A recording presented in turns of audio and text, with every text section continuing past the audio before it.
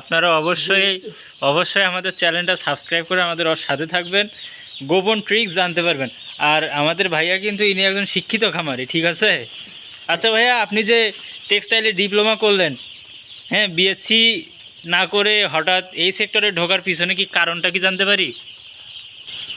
এই সেক্টরে আসার পিছনে কারণ স্পেসিফিক ওরকম কোনো কারণ নাই, তবে লক্ষ্য হচ্ছে হলো বিজনেস, নিজে আত্মকর্মসংস্থান তৈরি করার একটা আমার প্রবল চাহিদা ছিল। আমি যখন চাকরি করছি তখন তো আমি কারো আন্ডারে ছিলাম, তো এই মুহূর্তে আমি মনে করি যে আমি এদের আন্ডারে কাজ করছি, স্বাধীন পেশা। এদের আন্ডারে আমি স্বাধীন না, বর্তমানে চাকরির থেকেও পরাধীন, চাকরির থেকেও অনেক পরাধীন আমি। কারণ এদের 1 ঘন্টার জায়গায় 2 ঘন্টা যদি আমি খাদ্য না দিয়ে রাখি বা পানি না দিয়ে রাখি, লস আমার।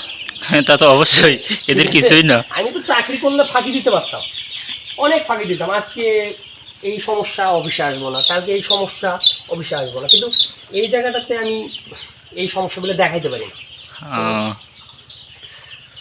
এখানে এখানে পরিশ্রম করতেই হবে, মাস্ট। পরিশ্রমের জন্যই আর কি এখানে আসা। অবশ্য পরিশ্রমই তো সৌভাগ্যের চাবিকাঠি, সেটা আমরা সকলেই জানি। তো এখন এগুলোতে ভাইয়া, এগুলো হচ্ছে পেপার হিসাবে খুব নর্মাল, এমনিতেই পেপারটা মেলে এখানে দিয়ে দেওয়া, তাই তো?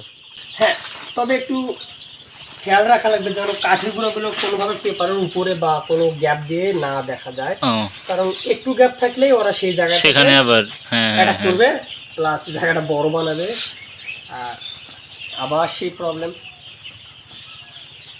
মুশকিল। বার্সেলোনা শাসন নির্মাণ।